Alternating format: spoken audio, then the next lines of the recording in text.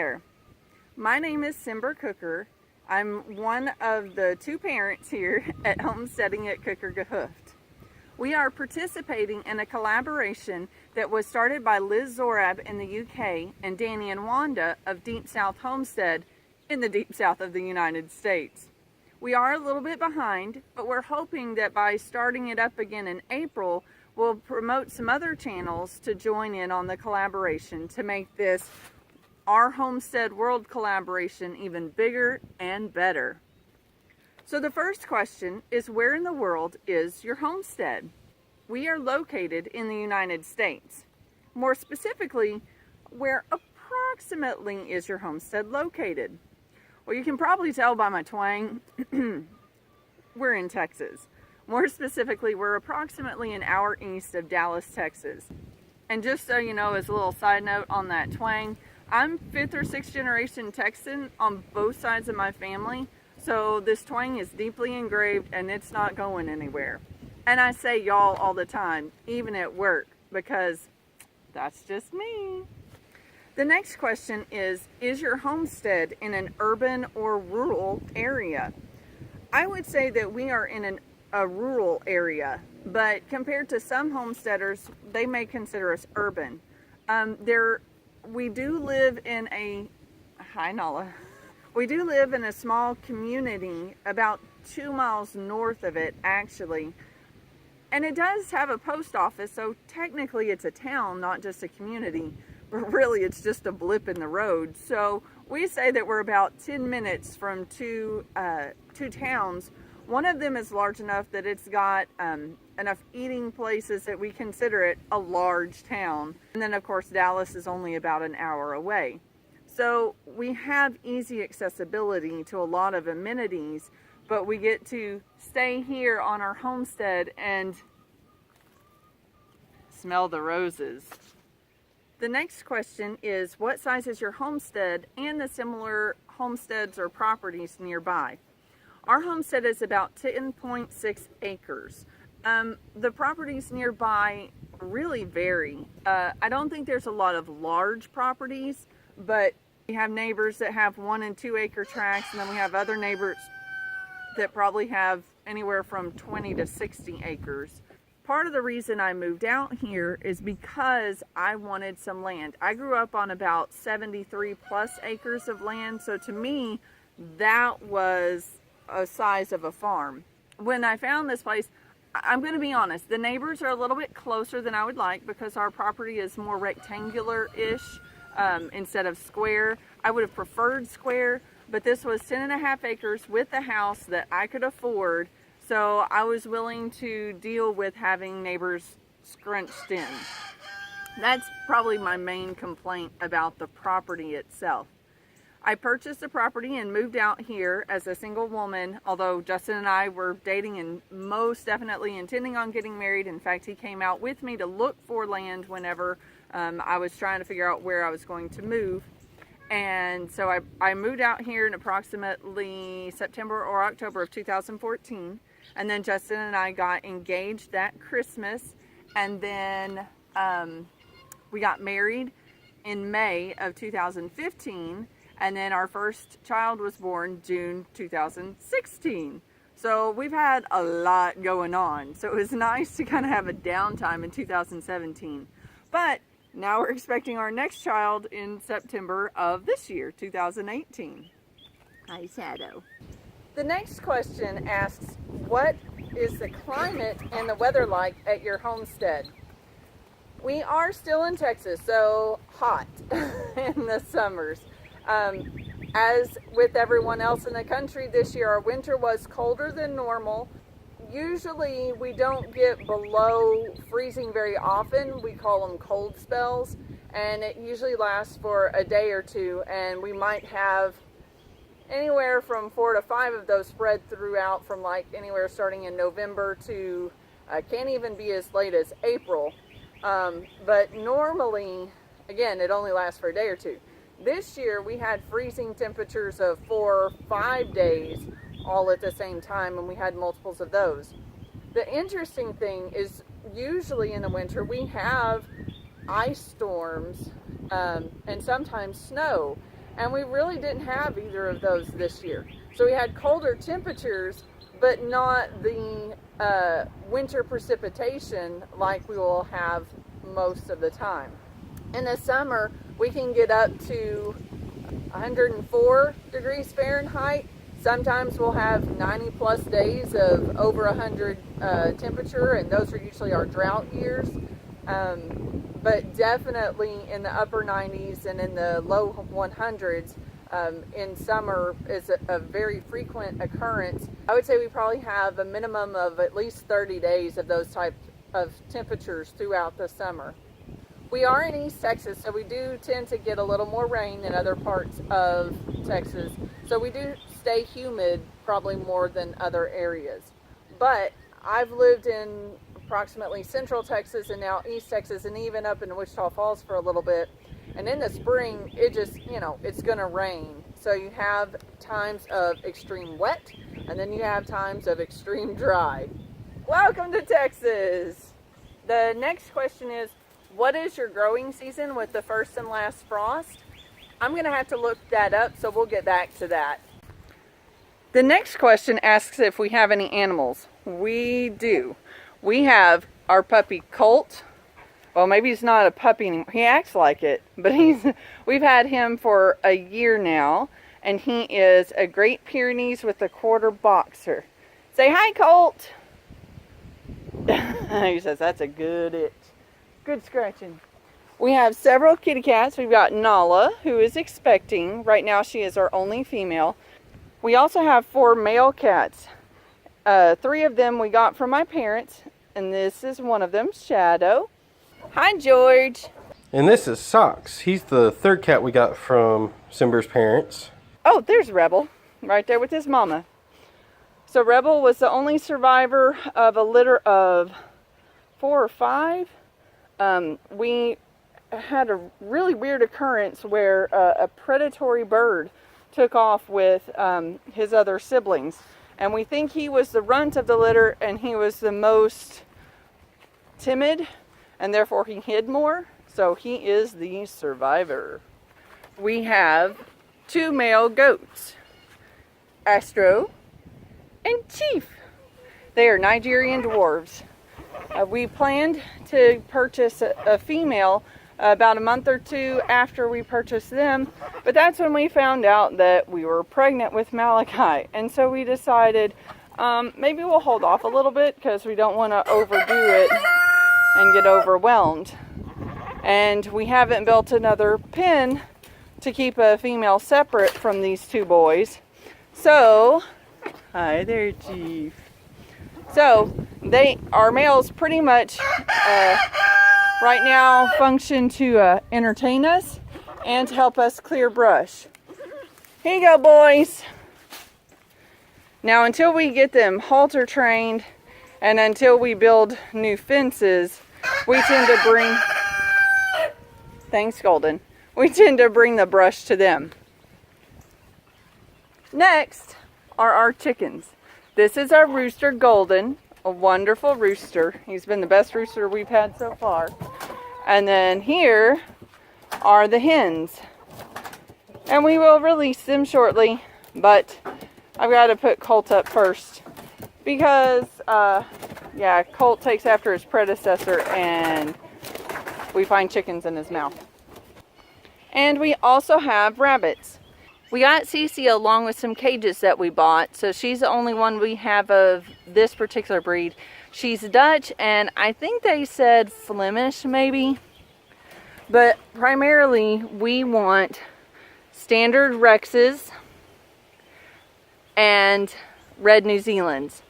Now, Carrot and Scarlet are only 2 red New Zealands that we have right now. So we hope to build up those populations. The reason we went to the standard Rex is that, they're large rabbits, so we can use them as meat rabbits, but they are also so very soft. They're like the mini Rexes in their fur. All of the hairs are so thick that they pretty much stand up straight, so it makes a very plush and soft coat. It's like getting the best of 2 worlds. this lovely pet that's fun to pet and also a nice pelt to keep, and then also a good sized rabbit to be able to have a sustainable meat source on the homestead. So far, this girl here is the only one that has had a successful litter on our homestead. Her male offspring is right there. And this is Miss Astrid. And then we've got Vladimir. Hey, Vlad. We have the solid standard Rex, and we have standard Rexes with a broken pattern. Like this male here, and this female here, and this female here. So we have enough rabbits now that are unrelated that we can start a breeding program. We tried to start this winter, but we weren't quite set up like we needed to be. So hopefully we'll get those last little bits of the project in line, and then we'll be able to have a successful rabbit breeding program. It's time to release the chickens. By the way, that's Justin, my husband. We typically let the chickens free range. Occasionally we'll leave them in the coop if we're going to be getting back really late at night, or if we have other things we need to do on the homestead where the chickens would impede, like whenever Justin redid the fencing for the garden. That's what I was going to say.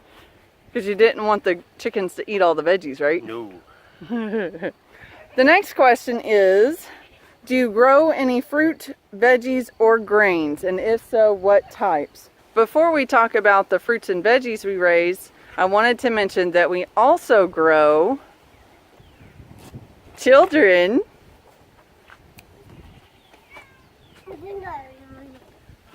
faith, and love here on our homestead.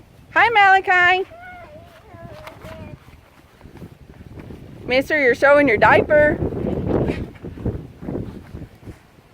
This is the one that usually steals the show. Right, Malachi? Yeah. So, fruit, we have 2 pear trees that were planted by the previous owners, and we've been working over the past 3 years to build the health of these trees. We did have an apple tree that we planted, but Cole decided to use it as a chew stick, and we put it back together and put a cage around it, but I honestly don't think it's going to survive. This is our surviving cherry tree. We planted figs. This is a Texas everbearing fig, and it is coming up. And then we have this fig, which is a Celeste fig, and we were afraid we lost it over the cold winter, but thankfully it's starting to show growth as well. We did plant some cultivated varieties of blackberry, but that was before we realized that this stuff I thought was briars is actually wild blackberry. We've been letting it grow on the fence lines, and we even have it in areas out front. So I'm really excited for those blackberries to get ripe this year.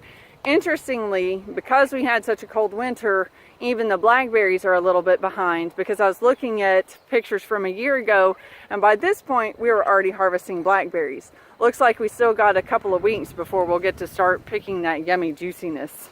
But patience is another thing we grow here on the homestead.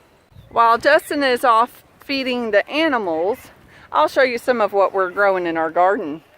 We will be planting in our patch area that we just expanded to, and we have a video of that just from, a day or two ago? This is garlic that we planted in December of all months.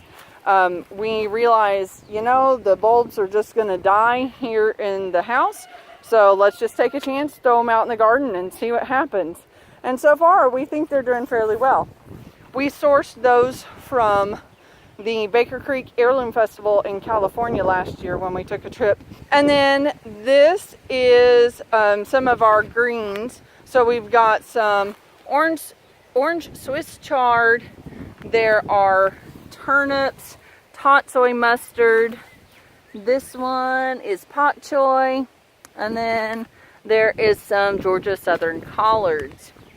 These are snow peas, which are finally blooming, so we should have some snow peas to harvest soon. And then we cheated and bought some tomatoes from Walmart. But we were running out of time and we wanted to get some tomatoes in the ground. So those are our tomatoes. And I think they're an heirloom beefsteak. And then we've got these, which are a spring blush tendril pea. And we are letting those trellis up stalks of okra that I left in from last year. Well, here we've got some onion. And then this is golden beet. There's, I believe, Egyptian bunching onion, Japanese bunching onion, and then the Harvey Wilson leeks. We purchased those from the Mother Earth News Fair in Belton, Texas earlier this year. And then we've got some more onions coming up that we did from dry bulbs using a technique that Stacy from Off Grid with Doug and Stacy mentioned, where you leave part of the bulb showing to the sunlight because onions grow better with sunlight.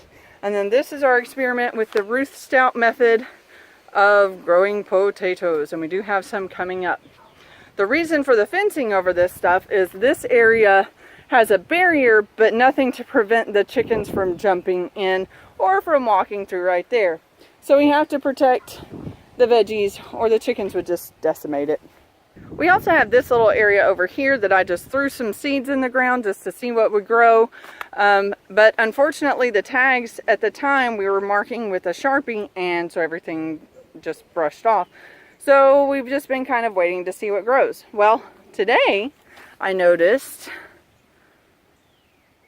I know what that is, radishes. We are also growing asparagus, an agave that we won from Bob Hansler at one of his talks. You should check out his channel. Comfrey, some more comfrey, garlic chives, more comfrey. We have to have tons of comfrey.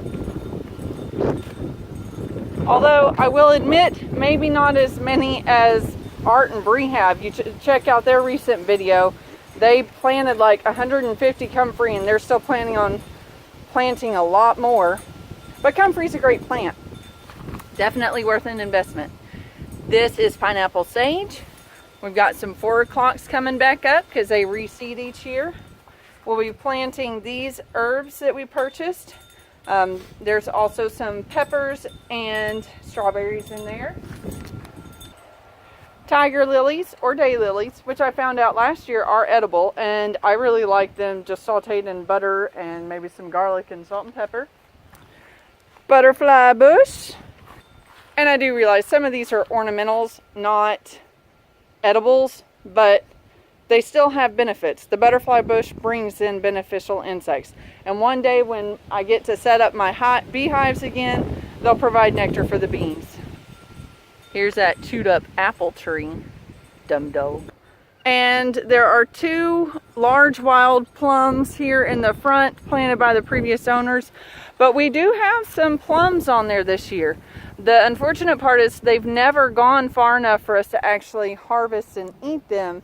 But we shall see what happens. And then we have roses. Not sure what that kind is because it was planted by the previous owners. But here's my favorite rose of all time, Belinda's Dream Rose. I love it because it's a nice soft pink color and it's musky and antique-y, but not too overly musky. I don't like it, I'm not a fan of gardenias. I don't like the over muskiness, but this has musky and sweet. Oh my goodness, I could breathe that in for hours a day. And then we've got some gladiolus that was planted by the previous owners. Here are the cultivated varieties of the blackberry that I talked about. We have 1, 2, and number 3 is in there amid the weeds. I don't remember what the variety is. We probably have a tag somewhere in the house, but there's that. And then I believe, if I'm not mistaken, I believe this is wild grape. And we've had several spots of this growing. So I've been letting it just grow to see if after a couple years we actually get some grapes. If I'm wrong about that and it is not wild grape, feel free to let me know because I'm still working on identifying plants. For example, in this little corner, of our barn, I know we have at least 3 binding plants.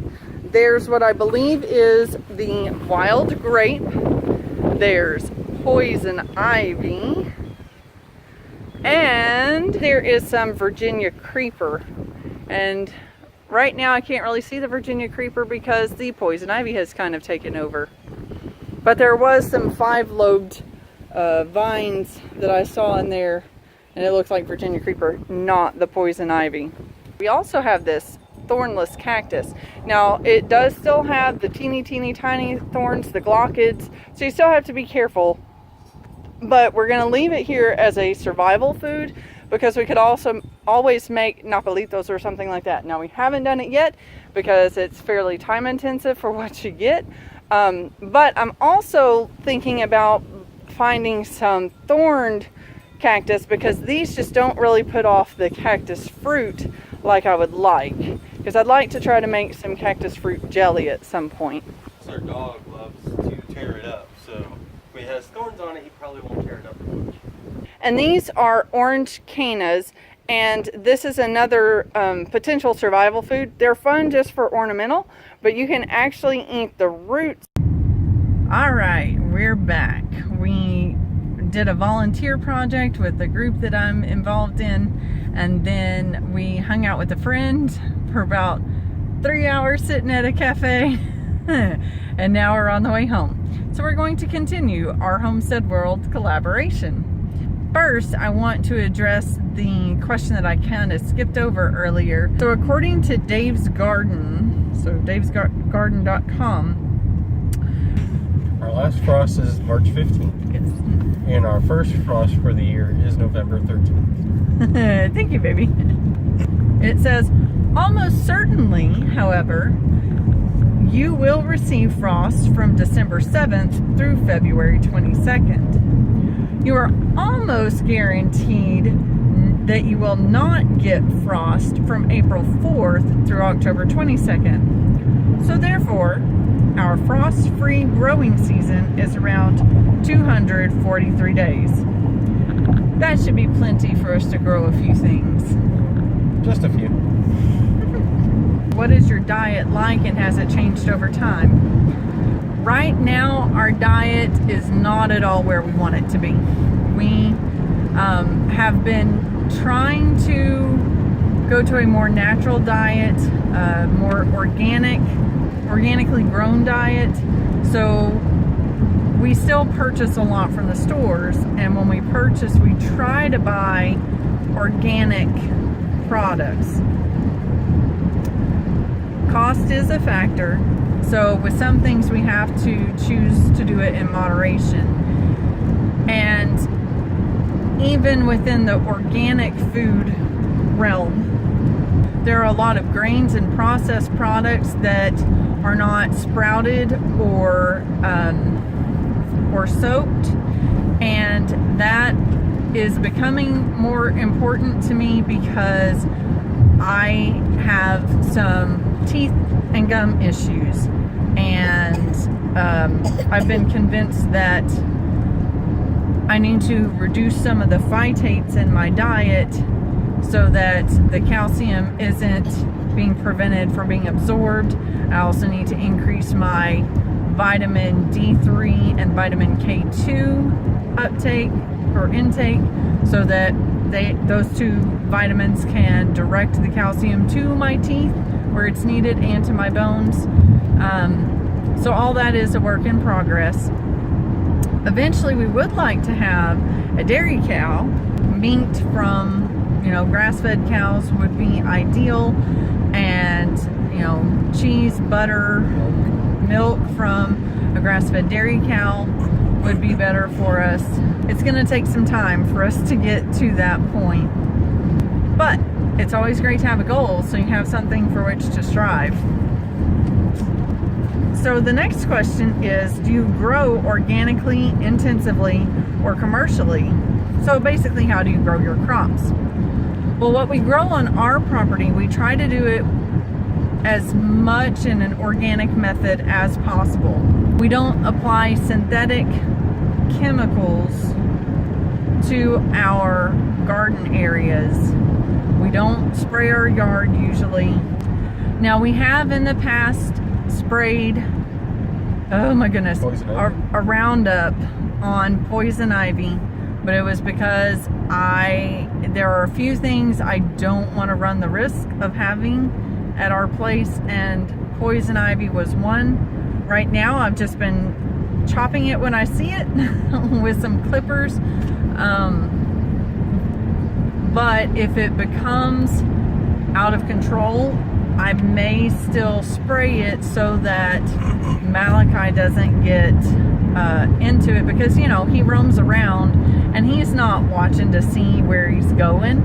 So but I hate to use glyphosate. I hate to use Roundup on our property. I hate to even contribute money to them in any way, shape, or form. But I digress. So back to the garden.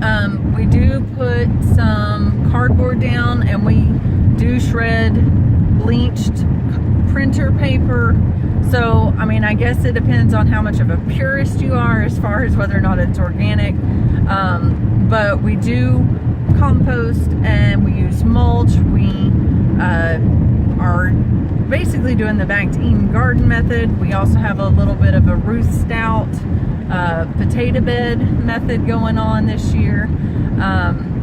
We have red wiggler worms that we use for the castings and for putting, you know, even the worms out in the garden. We have rabbit poop to add as mulch. Yeah, we use the manure from our rabbits, like Justin said, also from the goats and the chickens. And eventually when we have cows and alpacas, we'll do that too. Now we do, like when we do plant, we do kind of plant intensively because we don't space everything out like it's recommended. We do put just a whole bunch of seeds in a row, and basically whatever comes up, comes up. And if it's a root crop that needs thinning, we will, you know, we're willing to do that. But honestly, so far our root crops have been sporadic in how they've come up, so we haven't needed to thin them because they've kind of thinned themselves. Yeah. Do we sell any of our produce, livestock, or other things that we create or make on our homestead for an income? Short answer to that is no. Not really. Right now we grow for ourselves and our consumption, and then maybe a little bit to give away to friends and family once we get to that level of production. So the next question is kind of in line with that. Do we grow solely for our own needs? Yeah, we grow for our own needs. Do you have health issues that impact or guide your homesteading? And if so, how do they affect your living on your homestead? I would say my main issue of health is my oral health, and that I've been trying to work on through diet. Now granted, we are not nearly where I want us to be on that, and I was doing a lot better before I got pregnant. Pregnancy has kind of thrown all the rules out the window, and I know that's the worst time to throw all the rules out the window. That is my main motivating factor with wanting to start eating healthy, wanting to eat grass-fed, wanting to eat organic. Although I've always thought that eating organic, eating what is most natural and most in line with the way God created things to be, I've always felt that was the right way to go. How about for you? So I'm fat, and so it makes it hard to do some things around the homestead, just, you know, fitting into spaces to do things, or just bending over to pick something up. My belly gets in the way, things like that. I also have short, fat fingers, which also doesn't help, because in previous videos when I needed to tie something, if I don't have much room for my fingers. It makes it difficult to tie stuff. So it takes longer to do the homesteading stuff because I gotta figure out ways to get into the spaces that I'm trying to get into.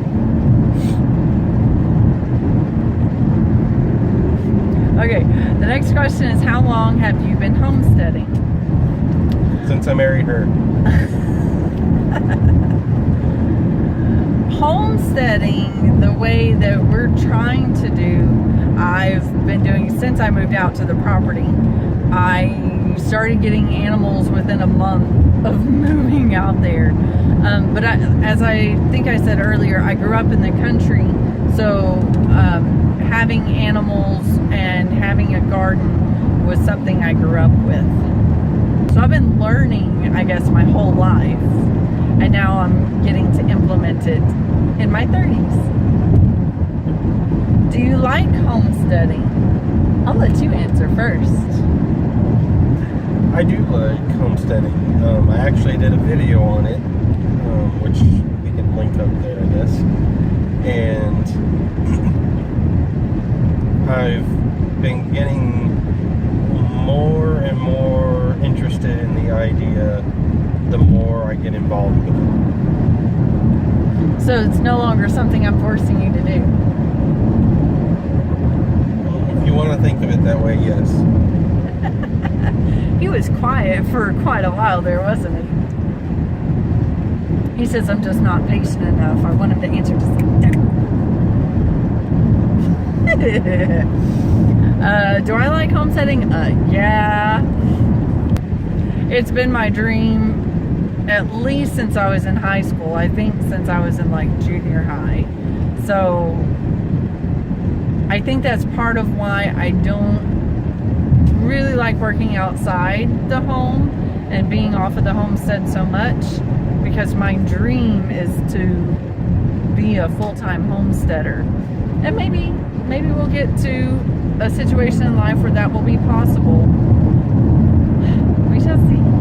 What homestead activity do you like the most? Go ahead and answer that one, because I gotta think about that.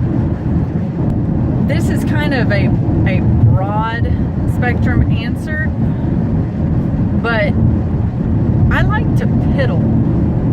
And that can be piddling with the animals or piddling with the garden, but it's being able to go outside when I have some free time and work on a project or spend time on the projects that are ongoing and just enjoy myself, whether that means weeding in the garden or petting on the cats or watching the chickens with their antics or feeding the chickens bugs.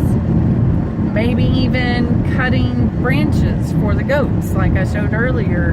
You know, I gave them those branches. Just the little steps to get our homestead where I want it to be, to reach that dream that's in my mind for our homestead, for the place where we live. That's very relaxing to me, to be able to piddle like that. It touches my soul in a way that, I don't know, I think God just made me that way. I think for me, it's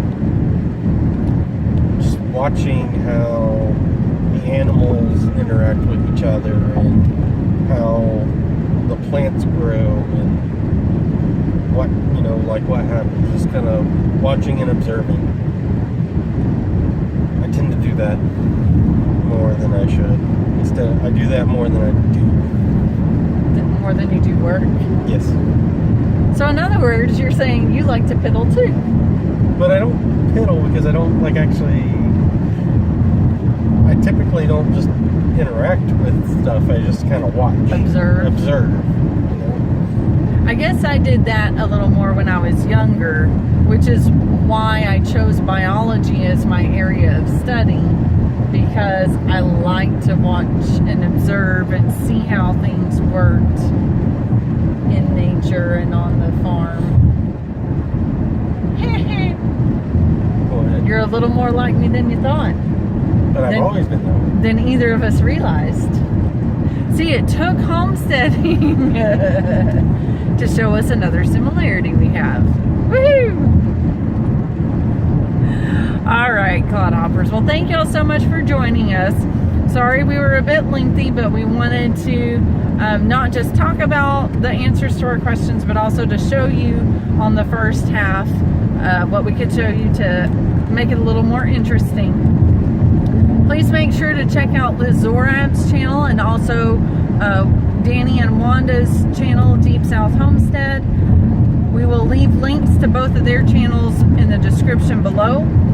Also make sure to check out the other channels that are participating in this Our Homestead World collaboration. And if you have a channel and would like to put up a video about answering these questions, we will have the questions listed below.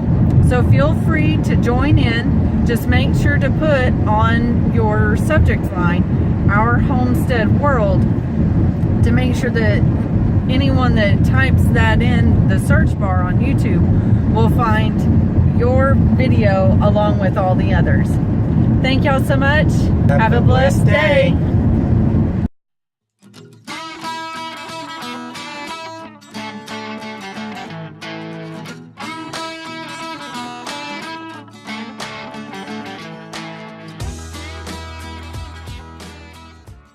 Hey clodhoppers, thanks for watching the video. Push the thumbs up to like the video. Also hit that subscribe button, also the bell, so that you can get notifications when our videos come out. Check us out on our social media pages too. We have Facebook and Pinterest, and soon we'll have Instagram. The links are below. Bye y'all. Bye. Good job.